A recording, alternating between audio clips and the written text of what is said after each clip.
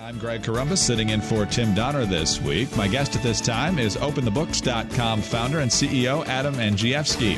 His group is out with a new report questioning how the government is actually using our tax dollars. This time, the focus is on the Small Business Administration, also known as the SBA. And Adam, thanks very much for being with us. Greg, thanks for having me on the program. Thank you very much for your interest in our oversight report. Well, let's start with the premise for the report. Why did you decide to take a deep dive into the SBA? Well, the SBA, their public persona is that they help mom and pop businesses on Main Street. Those men and women, the great entrepreneurs of this country that have good ideas but cannot find financing in the private marketplace. And that's where the SBA supposedly comes in to extend the credit and make the loan. So we gave oversight to that premise, and here's what we found. We found that $117 million flowed into zip code 90210. Greg, that's Beverly Hills, California. We found $120 million over the course of the past 5 years flowed into America's private country clubs, golf clubs, swim clubs, beach clubs, yacht clubs, and tennis clubs across the country.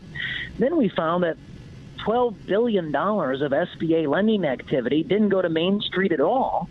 It went to Wall Street, funding large investment pools, hedge fund managers, and investment managers. How does this happen? Well, I think there's been a lack of oversight in Congress. There's been congressional underreach toward the executive agencies.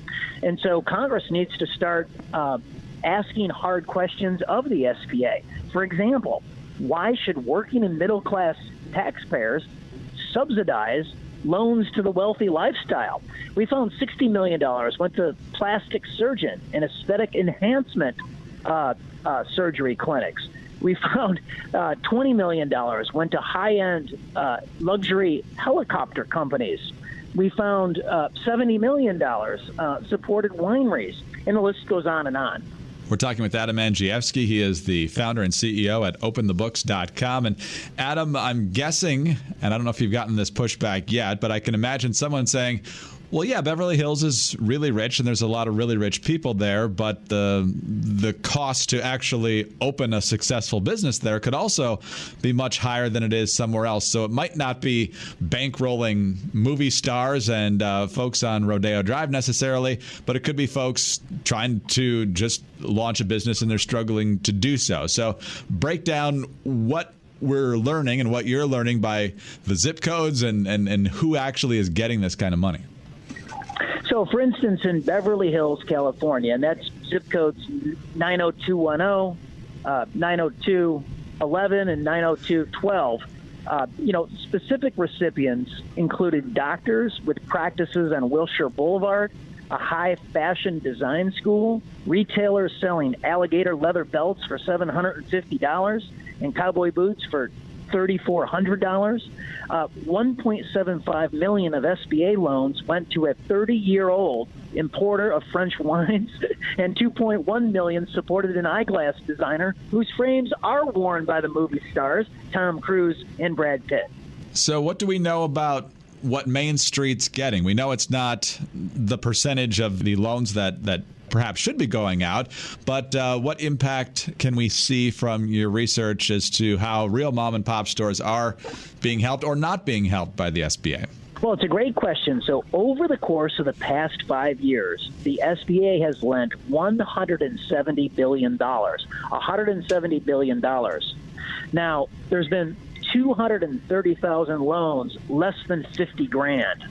But that only amounts to less than $5 billion of a total portfolio of $170 billion. So mom and pop businesses on Main Street, they're definitely getting short-sheeted by the SBA. What does this tell us? Does this mean that friends of powerful people are getting help that they don't necessarily need from the taxpayer, or is there another lesson here? So I think one of the lessons and one of the takeaways is that the sheer number of $1 million plus loans is escalating, and it was up by almost 1,100 $1 million loans just last year over the previous year.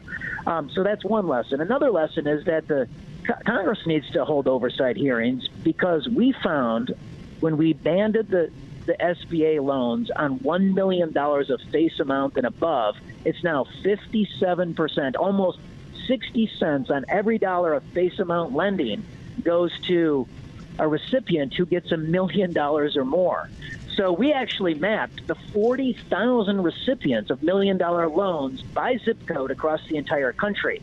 So you can go to openthebooks.com, and if you click on the reports, our oversight report, the electronic copy, we've got a link to that map, and you can search in your own backyard who literally won the SBA $1 million loan lottery. And it represents 2 out of every 3 communities where there's a recipient all across the country.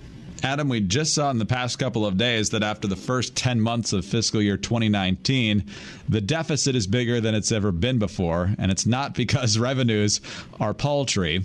So when you talk about Congress needing to do oversight here, it seems like Congress needs to do better oversight just about everywhere. So what's your overall assessment of the job Congress is doing, and what's your advice for where they ought to start? Well, the budget agreement just may have been the worst budget agreement in the history of the country.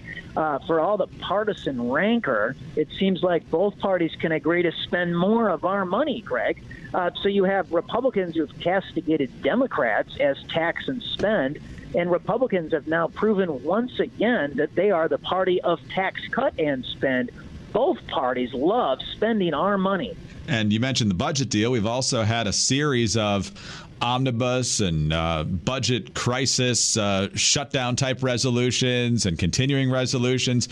In other words, we don't really have regular order anymore. It's been tried. The House did it for a while there under Republican control, and then the Senate couldn't get the 60 votes necessary to do it on that side. So we've pretty much just been going from massive omnibus to massive omnibus with a few continuing resolutions thrown in the middle. How do we get out of this rut?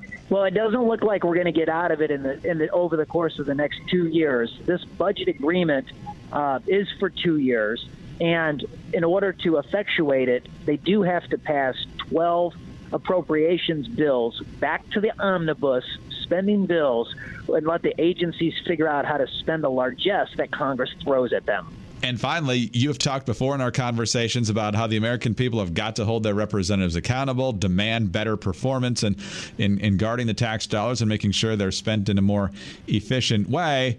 But a lot of times when politicians promise to tighten the belt, they don't get a great response because ultimately they're willing to look at cutting spending just about everywhere because there's usually bloat in just about every part of the government. And eventually you're going to get to something that person cares about. And so therefore, they're skittish to support that candidate. How big of a problem is that? So I think what you're speaking to is the lack of political will and the lack of political leadership. I want to leave you with a great unfolding story. When the president won for office, he put forth an executive order to freeze executive agency payrolls. We just got the payroll headcount information finally after 7 months of wrangling with the Office of Personnel Management. It's the 2018 headcount file in the executive agencies, and every single executive agency is down fairly sharply on their headcount. So the president and his secretaries have been able to cut the blow to the federal bureaucracy. They're up sharply in the agencies where the president campaigned. At the VA, the president promised to take care of the veterans. Their payroll is up 18,000 federal workers. And over at the Department of Homeland Security, obviously the president promised to secure the border, and he made promises on immigration. Their payroll is actually up 21,000 employees. Everywhere else, it's down sharply. And so outside of the president's promises, he has cut the bloat in the federal bureaucracy.